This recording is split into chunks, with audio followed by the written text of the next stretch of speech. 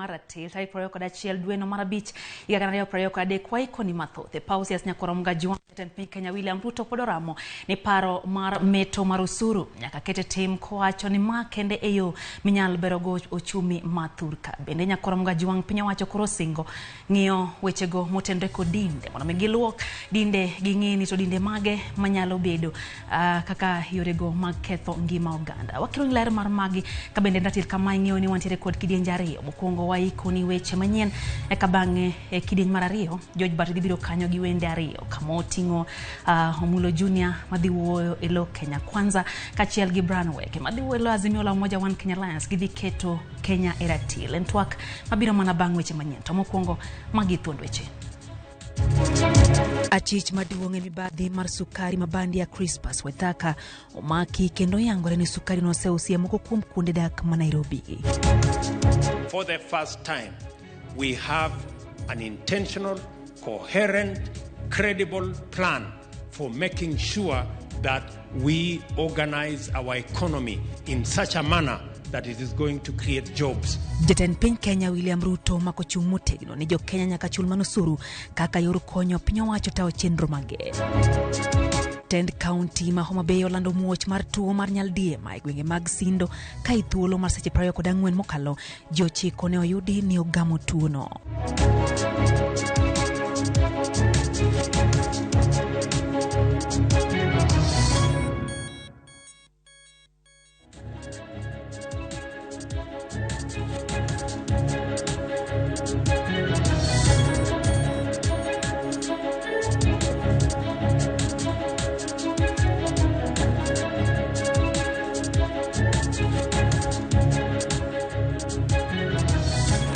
Belinda Dhiambo en jaloko marwa nyakorom gajuang Dhiambo makawuono rwakini mondi tudri kodwa lai marote macho kari adeka uchanano kabende wantire mbui Ramogi TV, Facebook, YouTube gi Twitter duto inyiswa pachi chenroni mar ratil machiegni nyinga Lydia Okeyo.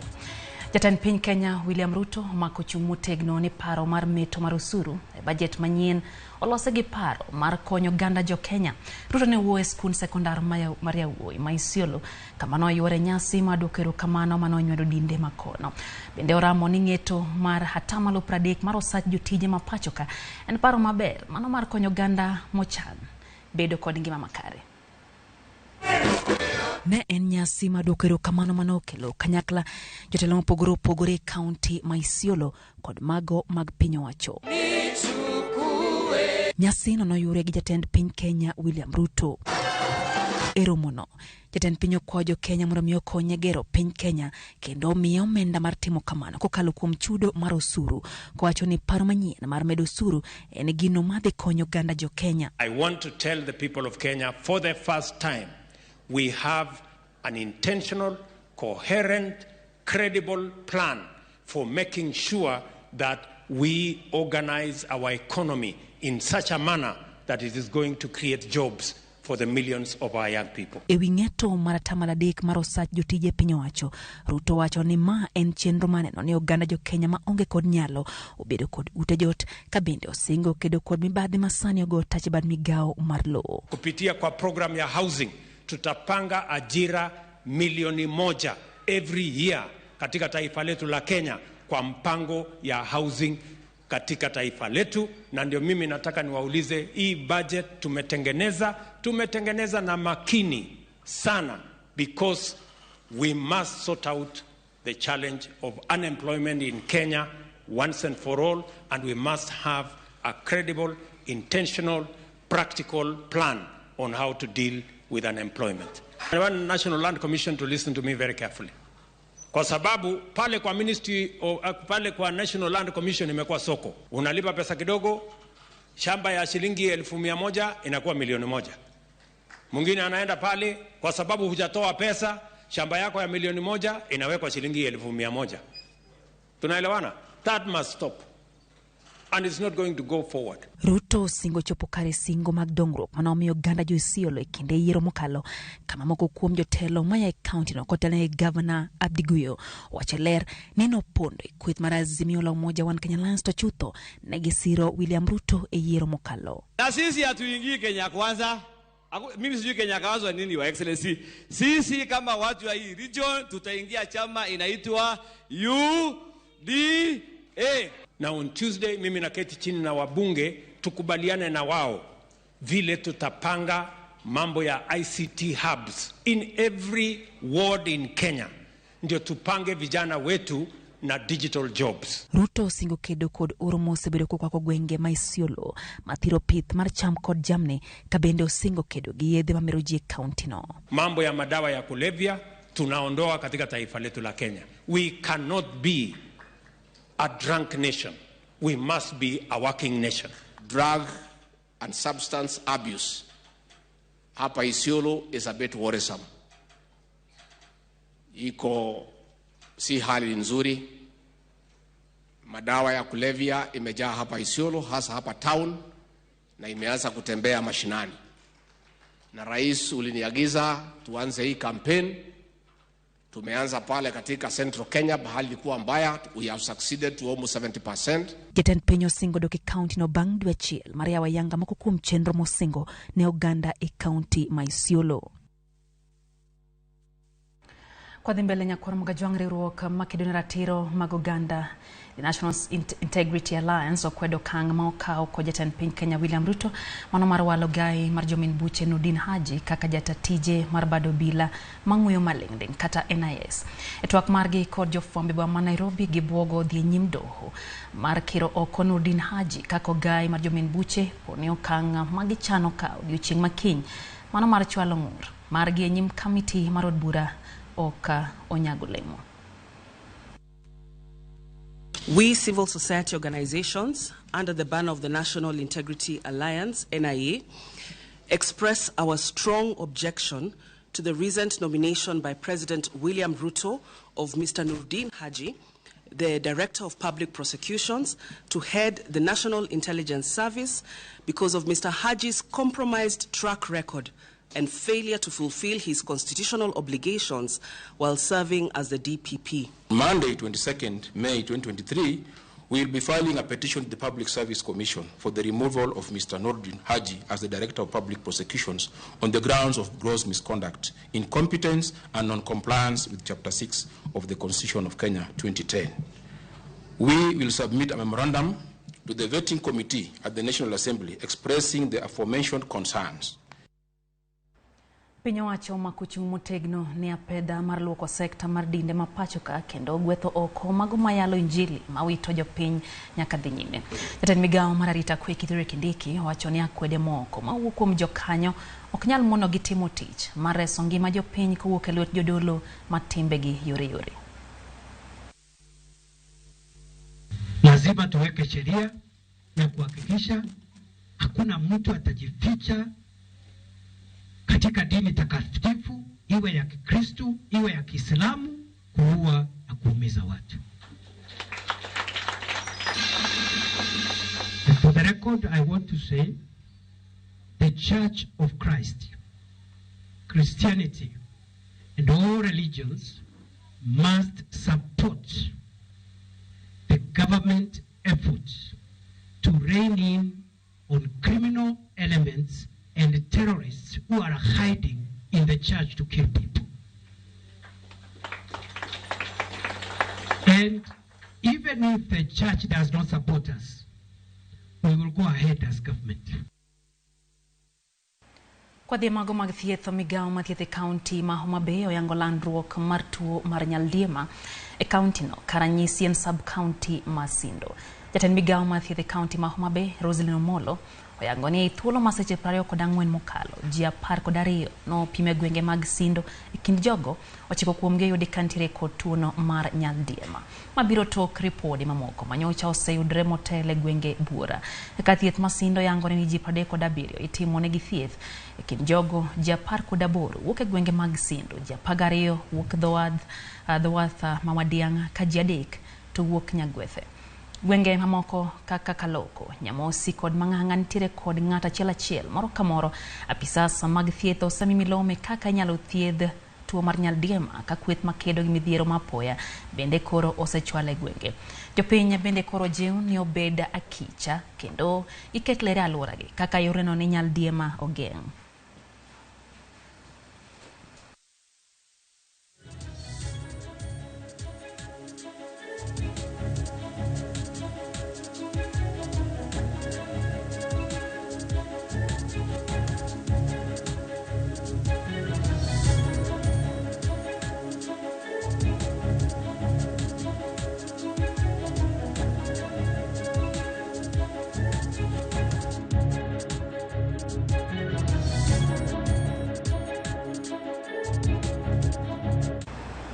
Mago mag somo duol ma ochung'ne keto jopuonjre e kuonde tiegruok ma pachoka osiewo mbalariany medo omenda mag somo e kidienje mopogore opogore ma jopuonjre osechako oro kwayogi mana madonjo e mbalariany.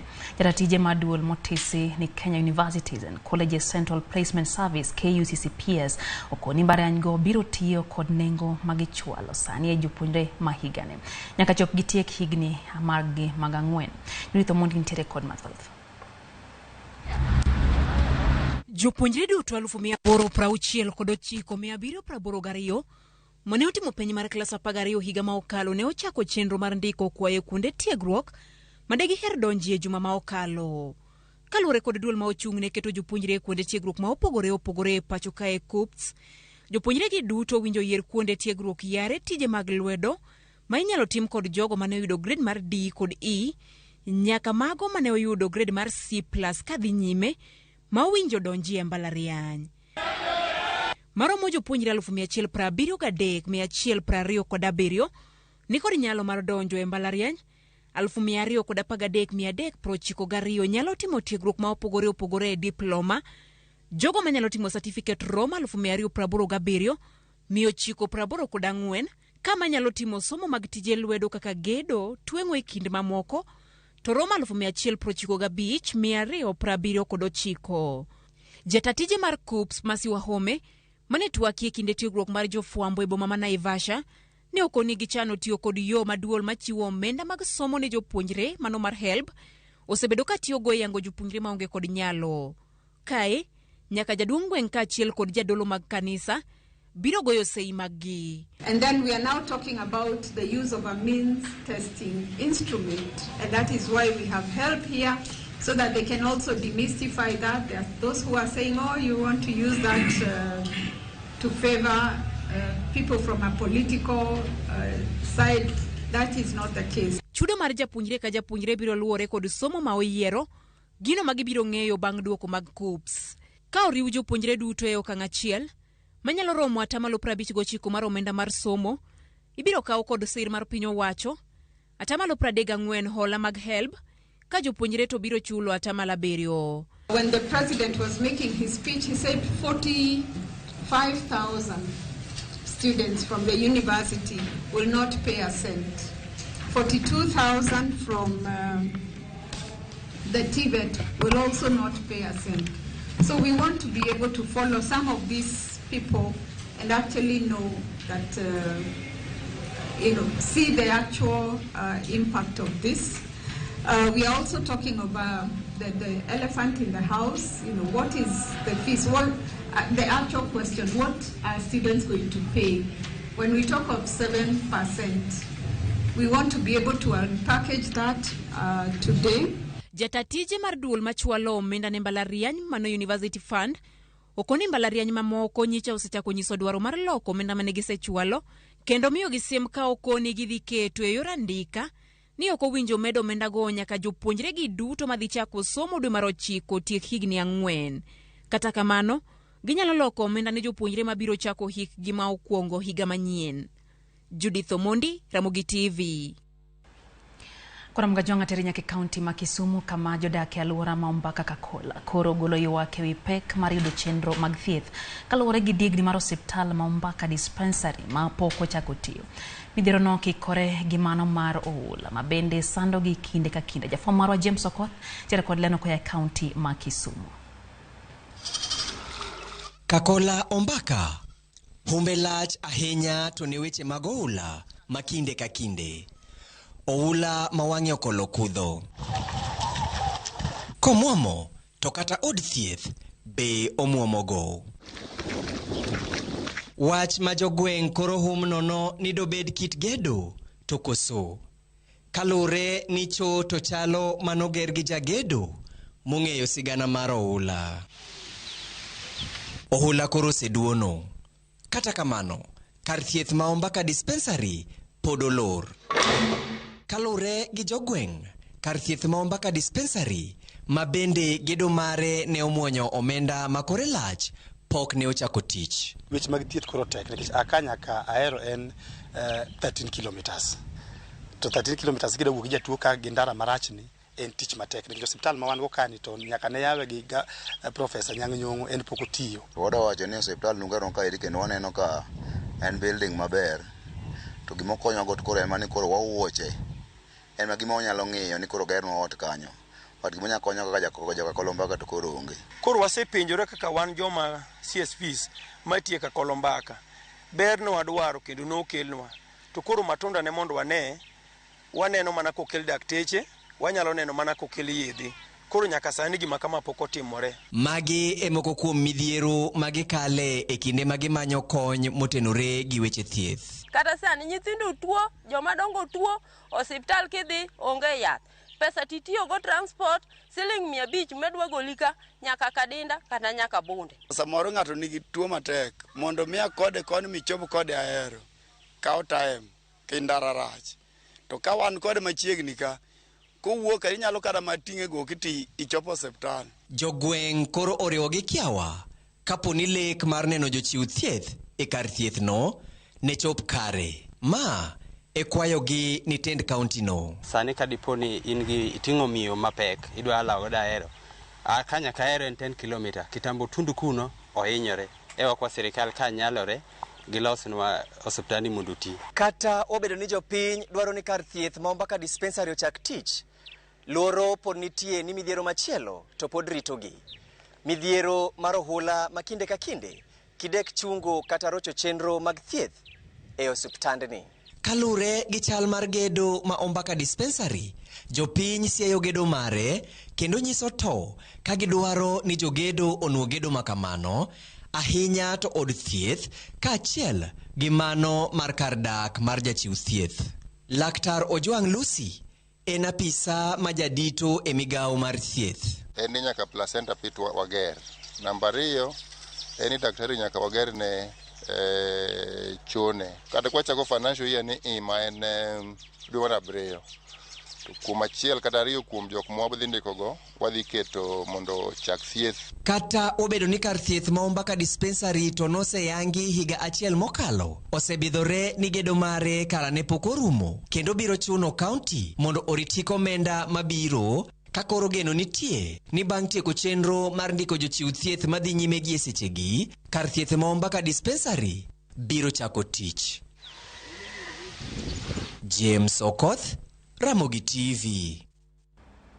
Ramogi Juang ripodno mar James Okoth koya e kaunti ma Kisumu terowa yo mokwongo arwe kacha nyalo miyo pachi kotendegi magi moiko ne chendo ni maratila eno ka ote osako donjo. Beatrice Owino wacho ni entiere kodwa kaka pile kendo Ramogi TV ler maratari e gwenge Masio Kimau.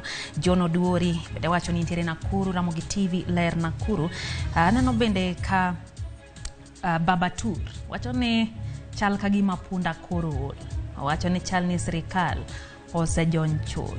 Gima diere ni kit sirikal kitich mane sirikal osingo en mano mar bero ngima jo Kenya kata kamano ma ok osebedo ka timore. Aneno kanyo Lawi Wodadore wacho ni entiere Rinya Awende County ma Migori gin kanyo gi Kevin giduto iketo mana wang' Ramogi TV odhiambo makauno. Dana Odiero kantiere Mienya School wacho kanyo ni en bende omora ahinya gi teacher ma jofom mar Ramogi TV timo ka bende koro miyo gi mijing'o kendo mor gi weche manyien mwakelo no kinde ka kinde.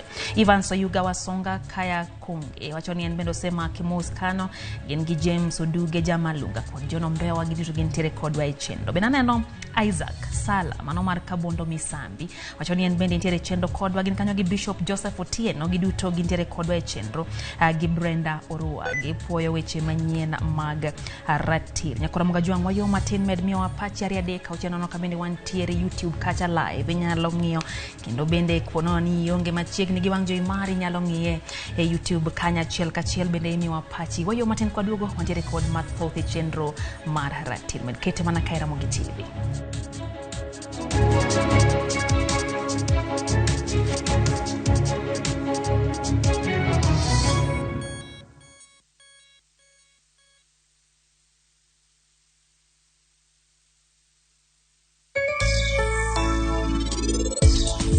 Anadwa ng'e adiera mari thapki.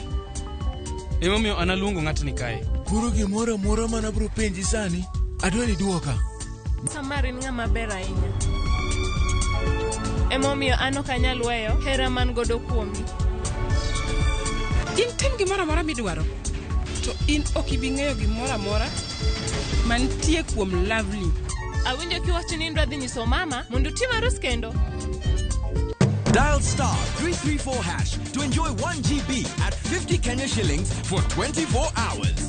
Bundle exclusively available on Airtel Money. Okay, nimeshasetiwa hiyo 1 GB. Sana data yako kakuku tu.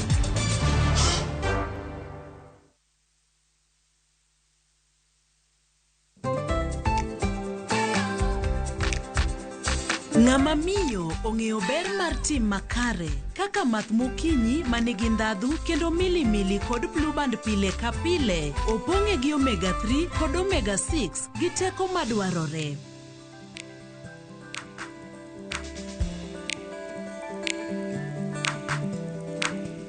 Math mokinyi gi blue band dongruok mag-gi makare pile ka pile. VK Ibambe na View Travel. Masai Mara or Amboseli from 14K, Savo or Samburu from 24K, Mombasa, Diani or Malindi from 14K. Self-drive deals from 3K, Dubai and Zanzibar from 560 USD, Mauritius or Seychelles from 1,000 USD. South Africa and Thailand from 1,080 USD, Malaysia, Singapore and Egypt from 1,200 USD, and Maldives and Santorini from 2,000 USD. Call 0703 254 254 for bookings. Get a quick logbook or to deed loan approved within 6 hours. And not just that, asset finance, import finance, insurance, salary check of loan, civil servant loans. Mwananchi Credit, investor in people.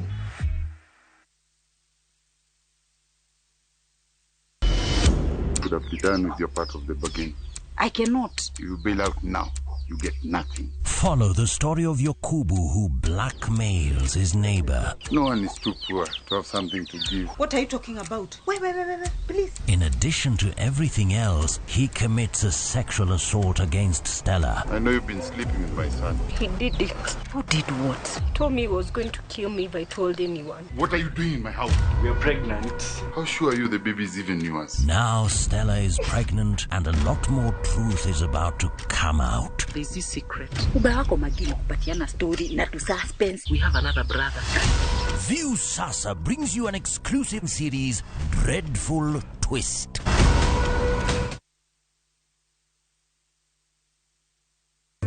Alilosema baba lazima litimie, hadi zake maishani mwangu zitimie, ile ndoto lazima itimie, hata iweje lazima itimie.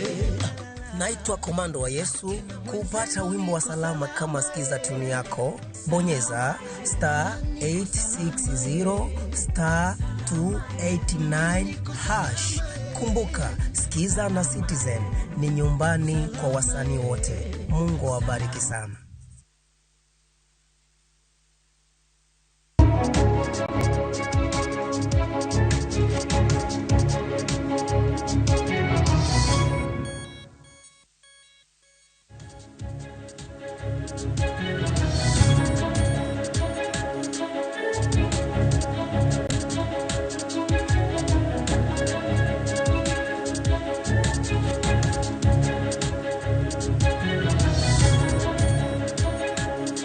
Machiegni kendo nyakwara mgajuange chenro maratil wadhi mbele gi weche manyien. Wano ni chenro maguoth norochore apaya ma Isibania Sirare bang' jopiny dino yore kakwedo rochruok mar arita kwe. Bila ma Isibania nobedo gi kinde matek keyo jopiny go mane ng'anyo ka ogeng'o ndara. Jopiny wak ni arita oserochore e alworano kendo chenro magi ok nyal dhi nyime yo makare kanyaka sani jadeko osenegi gi jonjore. Utapika watu mabaya sana. Uko juu hizi ziko.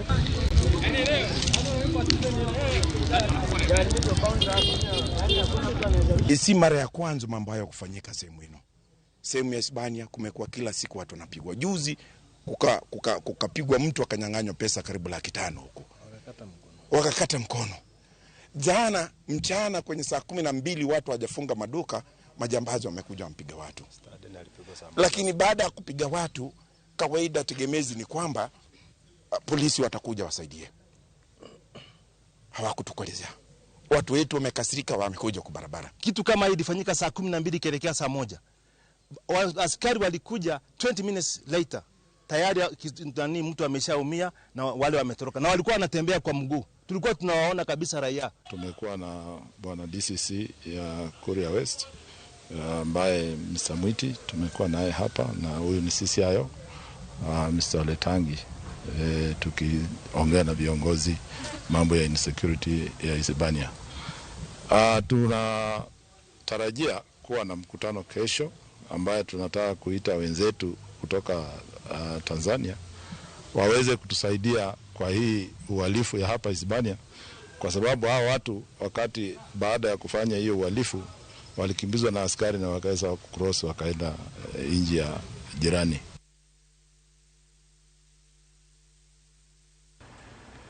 Kwa dhimbele nyakora mgajuang ekinde matuake kinde Kenya Kwanza kod kweth mar Azimio la Umoja One Kenya Alliance dio nyime Bomas of Kenya penjo maduong' madanyuolore to bende twagno biro nyuolo lemo mora ne oganda jo Kenya.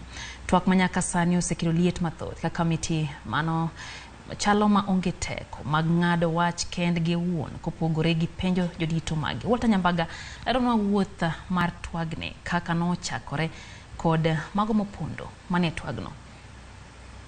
Bomas of Kenya tarik 15 dwe mar aboro 2022 mane en jakom duol mar IBC Wafula Wanyonyi Chebukati ne olando William Ruto kaka jaloch e yiero 2022. Ataro mar geno mar riwruok mar Azimio kendo ka mane koth ochako chwe nego Azimio. Kenya bang' juma achiel ogai mar Azimio la Umoja One Kenya Alliance Odinga kod kinde mag Azimio ne ochopo do maduong' mogik kod ng'ur makwedo loch mar William Ruto.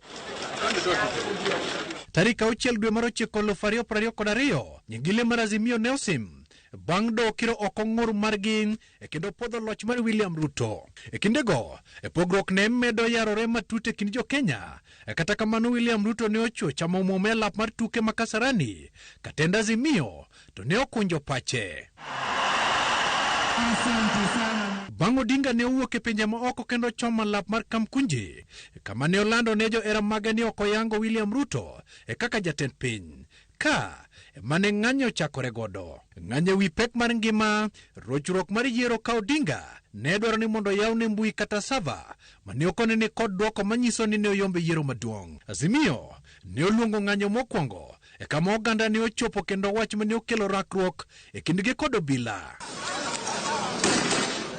Kaka ng'anyo ne medo mako mach, jo Kenya ne wito pesa kod ohelni ka jomoko ne wito ngimagi to kata mana jofwambo bende ne yudo hinyruok. Kuom thuoloni duto jodito mag sirikal ne orido lakgi. Odhiambo mar tarik 2 dwe mar 4 2023 jatend piny William Ruto ne ogolo lendo mar yie loso kod kweth mag Azimio kokalo e od bura. Ne okwayogi ni mondo gichung' ng'anyo ma bende ne chano odiochieng' maluwo mano. I urge my brother Raila Odinga and the opposition to call off the demonstrations and to give this bipartisan approach a chance for us to take the country forward. Bang' seche ariyo, tend Azimio bende ne olando ni gichungo ng'anyo margi kendo gichiwo thuolo ne twak. We acknowledge Mr. Ruto's olive branch for a dialogue on key issues raised by Azimio la Umoja. To us, this is a positive development. Azimio ne owalo ji 7 ka Kenya Kwanza bende ne owalo ji 7. Kata kamano, ywaruok machielo ne okwako kamitino kama Azimio ne kwedo welo mar jaod bura ma Eldas Aden Kainan to kod okang' mar bago twak kokalo e chik mag od bura. Ka Kenya Kwanza bende ne onyonore ni jaod bura ma Pokot South David Kosing ne en achiel kuomgi. Azimio ne odhi nyime kod ng'anyo. Mazungumzo yaendelee na maandamano sambamba. Bang' winjruok bedo kendo wilo Kainan kod Dido Raso Kamitino ne ochwalo listi mag gik mowinjore twage kama Kenya Kwanza ne dwaro ni mondo chuog duol mar IBC manyien rango chike matego twech maromre kod pok mag omenda mag NGCDF chuoga pisi mar jalno maketo sirikal tesre jiwo arita kwe kod timo lokruogen ne chike masiro ng'anyo kaachiel kod chike matayo lando duoko mag yiero. Azimio to ne opedho fuong'o pek mangima ne jo Kenya timo nonro ne yiero mokalo chuogo duol mar IBC manyien tieko donjruok kod duond buche mag siasa kanyakla kod rango weche mag telo kod chuogo kieo. The IBC question is a common issue to both teams.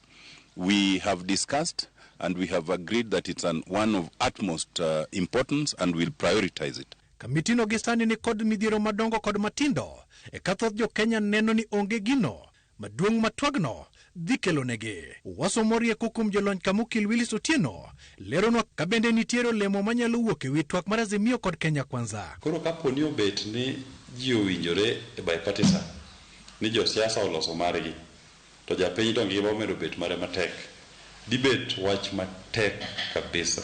Japiny nyalo kata kwedho gino ba wach ni wan kilo dok mane ng'anyo kwapogre gi jo siasa gi, nikech ok onego bed ni bipartisan en mar yudo olemo ne jotelo to japiny to hinyre. Wapenjo ka thuolo mar dweche 6 oromo koso en mana yor kweo mau mag ng'anyo. Ngire Collins Odote mar mbalariany ma Nairobi ne kod paro mane. Ok apani nafas no ngeche kweji to nochunore ngeche kata gin ineno ka gikawo karibu jumba 2 ka ging'anyo ka ok gidwa yie kani gin watime oko kata iye samoro mano muhimu mondo ukwongu uwere gi tugo kata udonje anga udonje dieri. Neno ka tugo mane gichako ndalo mag gineno omiyo sama koro ne gichaka dieri to ging'iyo ni by the way gimodwa wacho ni duoko ne okotimore nade ok yot and gi pacha an gadier ni kata bang' ndalo 60 koponi giwache yo malong'o to ok gidhi miyo ji duoko te.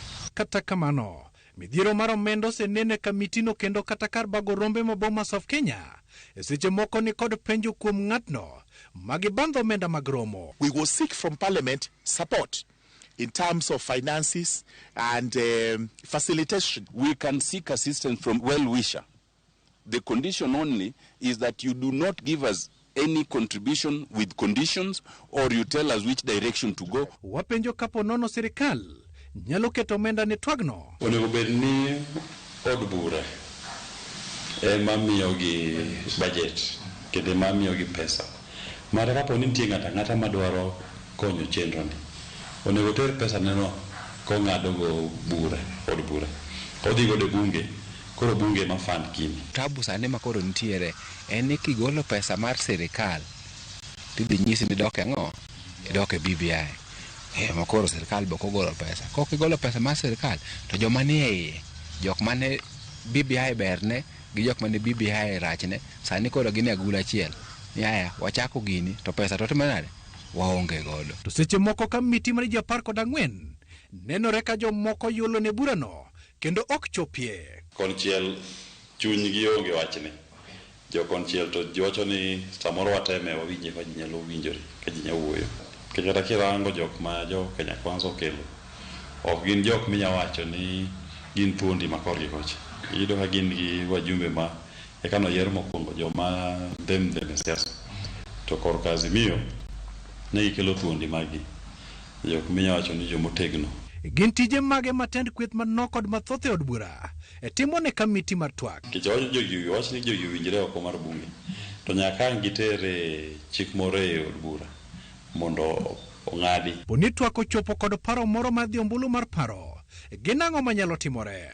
Nyalo bete wach moro matek matin kech kalure gi kaka kisomo judgment mane subdo maduong' ogolo ni popular initiative onego bed gima jatendo chakore gi jatend piny en gir jopiny.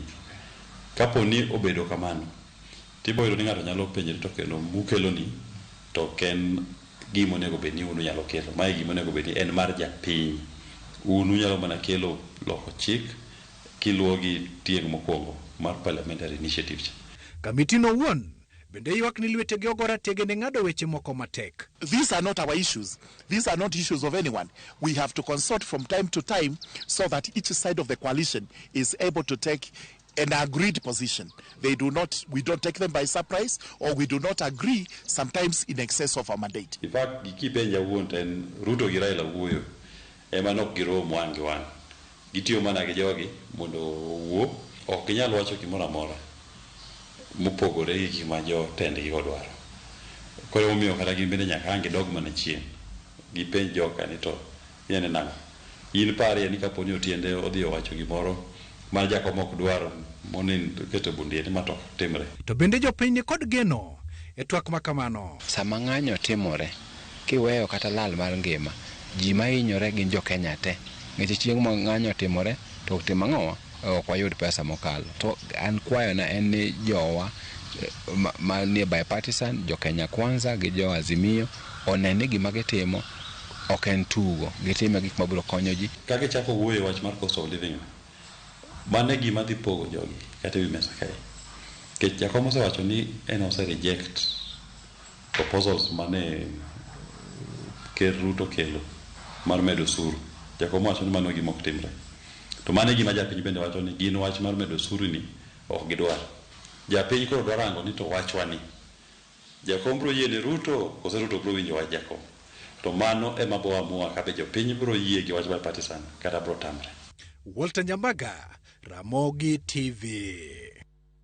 Ramogi report mar Walter Nyambaga malorunwa chenro kata kidieny mokwongo mar chenro mar atil anyisi ni nitiere kidieny mar ariyo George Batose koregi wende Kamoti Mulo Junior madhi twakelo Kenya Kwanza kaeto bende nitiere kanyo Brian Weche madhi gomba kelo Azimio la Umoja One Kenya Alliance gidhi keto piny Kenya eratil kete mana kan kitwagno biro mana thuolo machuok bang'o asebedo gi Belinda Diamo asebedo kalo kuna weche gi nyinga Lydia. Okay, orite masa.